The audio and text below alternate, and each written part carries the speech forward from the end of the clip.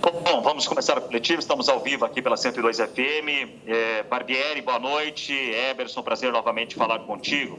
Queria que você fizesse uma análise do jogo de hoje e nesse momento de liderança e de competição, especificamente sobre o jogo de hoje, você entende que o Bragantino ele soma um ponto no campeonato tão difícil?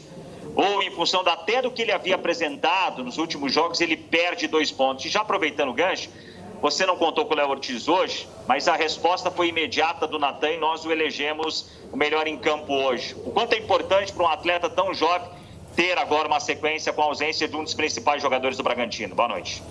Boa noite, Eberson. Boa noite aos ouvintes. É um prazer estar falando com vocês também. Sobre a questão de ganhar 1 ponto ou perder 2, eu acho que as duas perspectivas ou os 2 pontos de vista são válidos.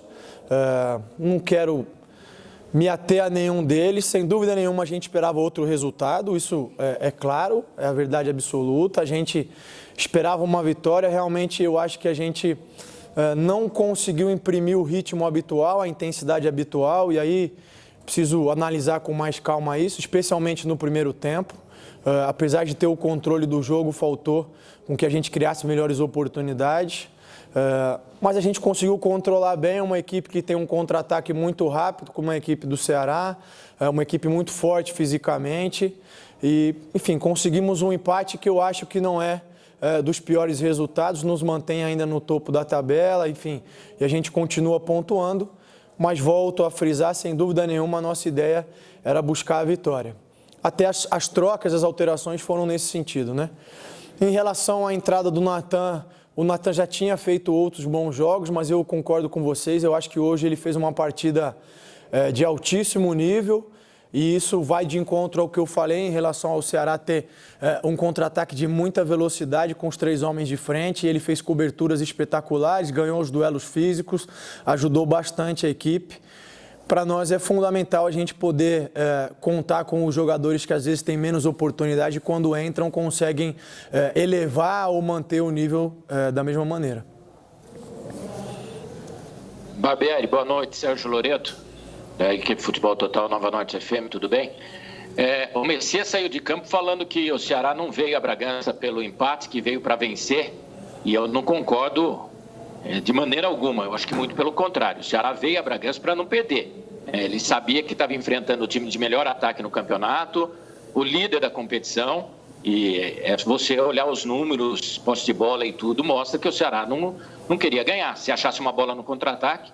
Mas, enfim, você acha que o líder gera uma maior expectativa de todos e uma ansiedade também? Temos daí agora da gente começar a analisar, né? Foram 8 jogos, talvez hoje foi o mais difícil ou o que jogou menos, que alguns jogadores poderiam ter dado mais. Como você começa a analisar essa situação? Porque, é claro, né, o time lá em cima é aquela história da vidraça, né? Fica todo mundo de olho e querendo arremessar a pedra tal, para achar um defeitinho aqui ou ali, mas não podemos esquecer que o time, após 8 rodadas, chegou a 18 pontos e é líder do Campeonato Brasileiro. Boa noite, Sérgio. Prazer estar falando com você. Eu concordo com você, com a sua análise. Eu acho que é natural, pelo momento em que nós estamos e pela liderança, que todo mundo comece a fazer uma análise mais profunda, tal, até porque a grande verdade é que a expectativa não era essa, eu digo do entorno principalmente, né? Das pessoas que acompanham, que fazem, enfim, a competição e tal. As pessoas não tinham essa expectativa, eu já falei isso também em outra oportunidade, nem nós imaginávamos que teríamos um início tão promissor, apesar da gente se preparar para isso sempre, porque esse é o nosso papel. Então eu acho que a gente vem num bom momento, eu concordo, eu acho que o Ceará adotou uma postura mais defensiva, muito reativa, procurou pouco construir e ter o controle do jogo, sempre tentou definir rápido as jogadas, explorando também um pouco as características dos jogadores que eles têm, aí são escolhas deles. Mas eu acho que apesar disso tudo, a gente realmente não conseguiu fazer um jogo mais próximo do que a gente pode, né? E aí tem vários fatores que podem explicar isso, um deles é a sequência de jogos, o cansaço, enfim, é natural que a gente vá oscilar e eu acho que a gente oscilou um pouquinho hoje, volto a dizer, especialmente no primeiro tempo. Sem dúvida nenhuma, estar na liderança motiva os adversários, E eu acho que, de forma natural, toda equipe de um porte médio e tal sente-se mais motivada quando vai enfrentar uma equipe de grande tradição, de grande torcida, enfim, de grande exposição midiática. E o Bragantino vem crescendo cada vez mais e, sem dúvida nenhuma, a nossa atual posição na tabela motiva os adversários, não tenho a menor dúvida disso, e a gente tem que trabalhar e fazer cada vez mais para estar à altura dessa expectativa e desses desafios. Boa noite, Barbieri, Mário do Correio de Atibaia. Hoje a gente viu o Ceará bem defensivo. Na sua opinião, o que faltou para o Bragantino sair hoje com a vitória? E como você vê agora a próxima partida de domingo contra o São Paulo no Morumbi? Boa noite.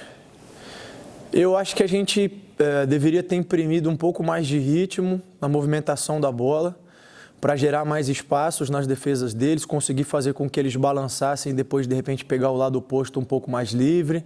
A gente também podia ter feito melhores escolhas na hora de decidir. No primeiro tempo, em especial, a gente forçou muitos cruzamentos pelo alto e a zaga deles era muito alta.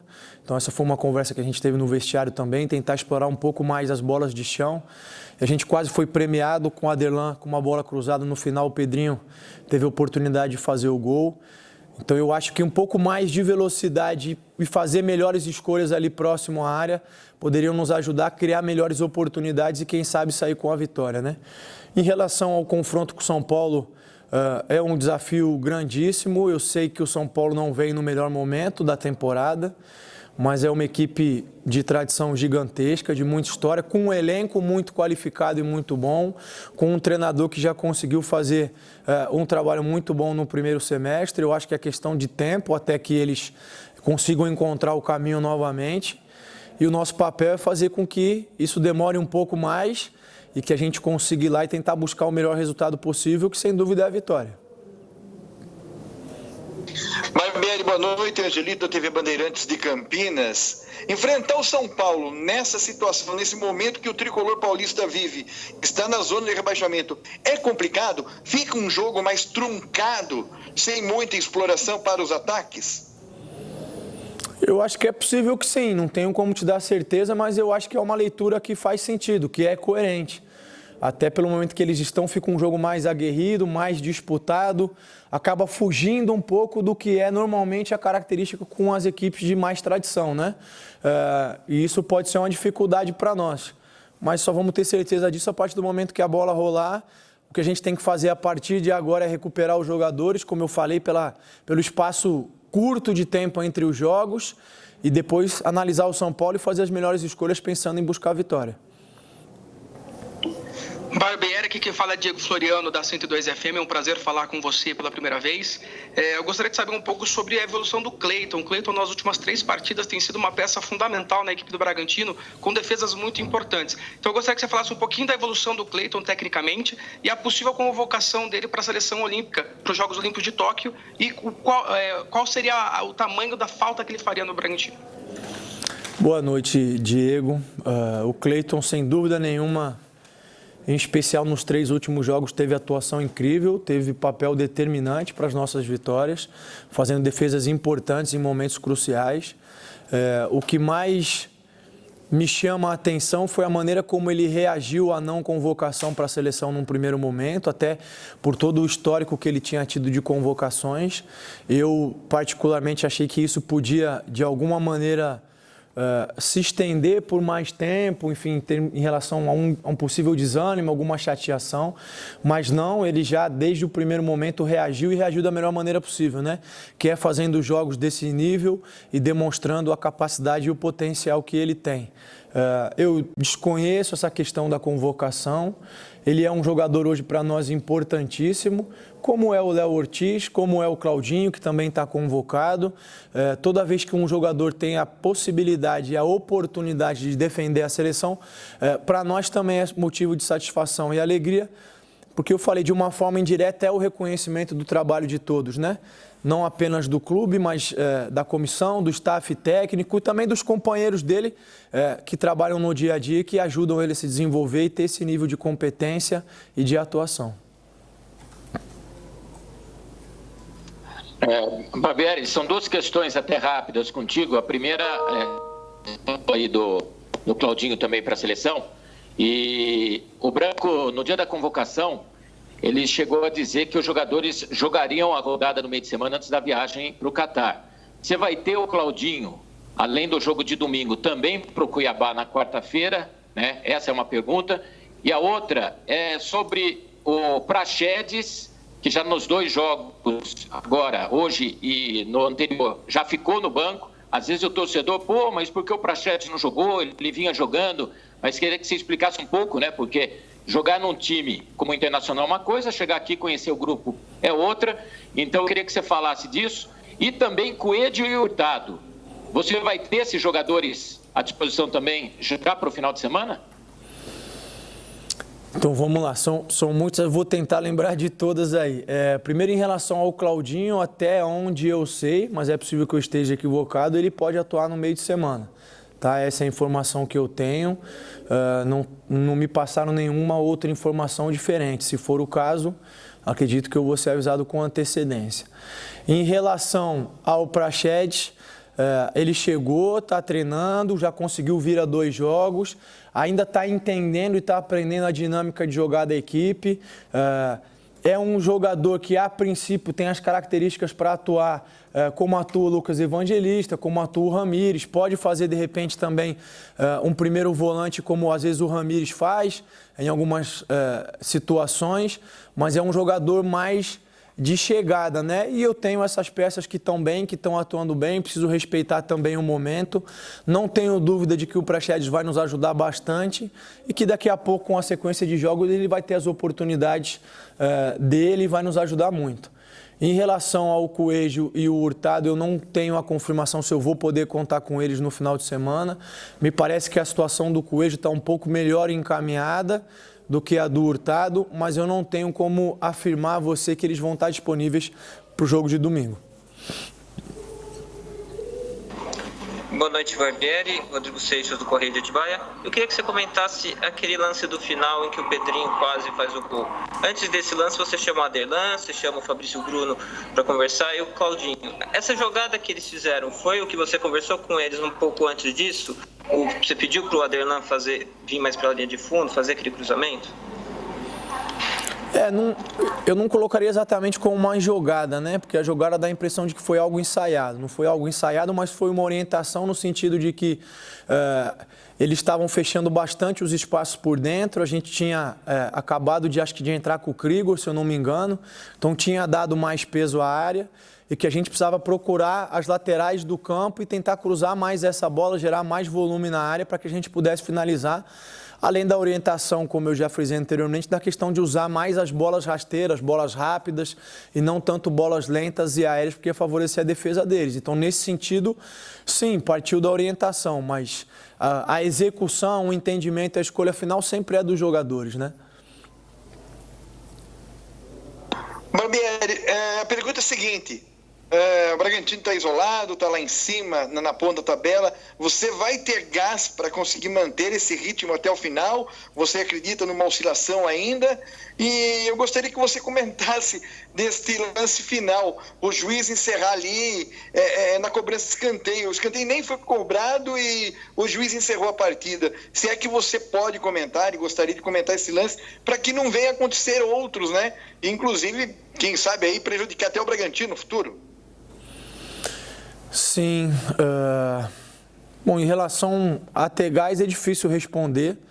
Vamos ver, é o tempo que vai dizer. A gente está procurando sempre equilibrar, controlar bem a carga. Eu tenho frisado muito isso porque às vezes com a rotina e com a dinâmica das coisas a gente esquece. Mas a gente vem de uma temporada sem férias, jogos emendando, jogos em sequência. A última semana aberta que eu tive de treinamento, se eu não me engano, foi no início de abril. E vai continuar assim até pelo menos o final de julho. Espero que a gente possa fazer um bom papel na Sul-Americana e continuar estendendo esse calendário cheio. Então a gente vem enfrentando uma série de dificuldades. Não somos só nós, claro. Existem outras equipes com situação semelhante, mas é difícil te responder se será possível ou não. Nossa ideia é sempre trabalhar com esse intuito de nos manter nas primeiras colocações, enfim, de nos manter brigando no topo da tabela, né? Em relação ao lance, eu entendo a reclamação do Ceará, mas eu acho que deveria ter sido acrescido mais tempo ainda. O que eu não entendo é porque não houve cartões pela série excessiva. Houve um lance claro em que o Richard só cai para entrar um jogador para ele substituir, em que eles estavam com a menos. E aí cabe lembrar aqui que o Luiz Flávio de Oliveira deu um cartão para o Cleiton no primeiro tempo do jogo contra o Palmeiras por estar fazendo cera. E aí a gente vê agora um Ceará que retardou o jogo durante os 100 minutos, né? Porque os 90 mais os acréscimos, e não tomou um cartão por estar retardando o jogo. Então, é essa falta de critério que às vezes gera um nervosismo e uma insatisfação grande em quem está na beirada do campo. Eu digo isso aos treinadores e às comissões, que aí quem está de fora acha que a gente perde a cabeça por bobeira e isso e aquilo. É claro que o nosso papel é se controlar, mas essa falta de critério realmente nos preocupa. Barbieri, Eberson, de novo aqui da 102, queria te perguntar, o Arthur, ele vive nessas últimas semanas, acho que um dos melhores momentos novamente com a camisa do Red Bull Bragantino. Mas nesses últimos 2 jogos, contra o Atlético Goianiense e hoje contra o Ceará, com a volta do Claudinho, me parece que ele teve dificuldades de sair daquela posição mais posicional do lado direito. Até no segundo tempo hoje ele conseguiu por dentro finalizar. Quando jogou o Ramires nessa posição, e é uma característica totalmente da do Claudinho, me parece que ele flutuou e ficou um pouco mais solto. Como trabalhar com essa questão do Arthur agora, com esse posicionamento? Tudo bem que o Claudinho vai para as Olimpíadas também, mas a gente observou isso, queria que você falasse também sobre essa questão. Eu acho que não tem a ver especificamente com a questão dos jogadores em volta, né? Tem a ver mais com a dinâmica que a equipe conseguiu imprimir nas outras oportunidades e que não conseguiu imprimir nos últimos 2 jogos, porque, a bem da verdade, também contra o Atlético Goianiense, também não foi um jogo que a gente criou grandes oportunidades. A gente aproveitou a oportunidade que teve, né? Uma equipe que também se defendeu muito embaixo, com um bloco muito baixo, então nem tinha espaço para flutuar entre linhas. A gente tinha que conseguir ter uma maior dinâmica de passes, de aceleração, para que quando a bola chegasse no Arthur, ele tivesse mais espaço, mais tempo para, de repente, fazer a jogada individual, que é o forte dele, ou que a gente conseguisse mexer mais com o adversário para criar esses espaços para ele flutuar, né? Então, eu acho que tem a ver um pouquinho mais com a dinâmica que a equipe precisa voltar a imprimir também, que, claro, a gente não joga contra os botões do quadro, né? É um adversário que estuda, que se prepara e que também vem para gerar dificuldade para a gente.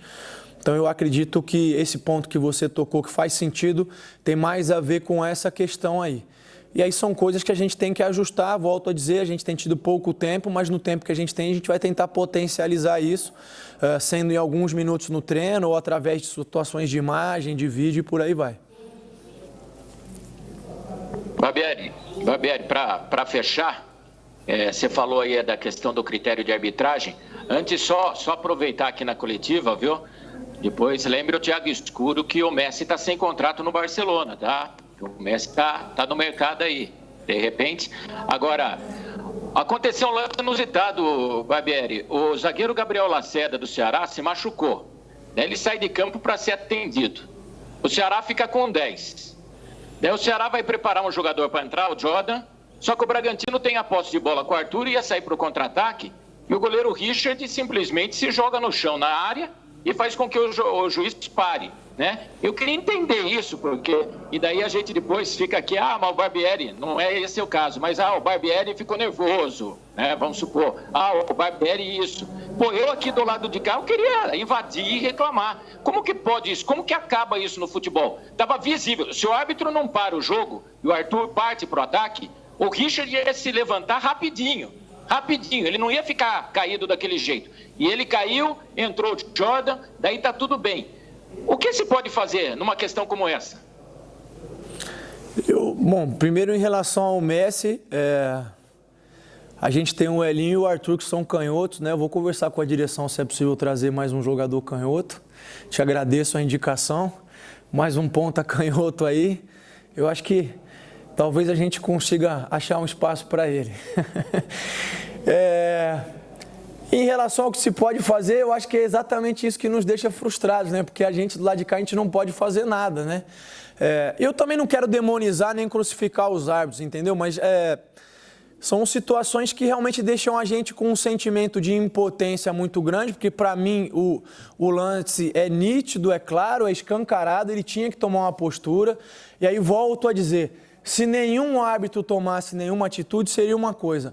Mas eu volto a dizer, contra nós, ainda no primeiro tempo, o Cleiton tomou um cartão. Então, quer dizer, é que não é comum, não é usual, né? E aí depois não é o mesmo critério, assim como eu acho que o Marlon deveria ter sido expulso pelo cartão que ele tomou, porque o Raul tomou um cartão numa entrada lá, que o assistente me disse que foi temerária, tudo bem, eu posso entender, mas o Marlon deu no Ítalo, no meio de campo, sem bola, aconteceu o contra-ataque, ida e volta, o árbitro tem a possibilidade de mostrar o cartão, não mostrou, depois o Marlon tomou o cartão amarelo, ou seja, seria o segundo, seria o vermelho. E aí essas coisas que a gente não entende. Eu espero que a comissão de arbitragem, enfim, que o responsável consiga, dentro do possível, trabalhar, criar um melhor critério entre as federações, né? Porque os árbitros também são de estados diferentes, federações diferentes. Eu não sei se existe alguma unidade entre eles no sentido de orientar os critérios, mas eu acho que seria importante, e se existe, eu acho que precisa melhorar, que tem margem para melhorar.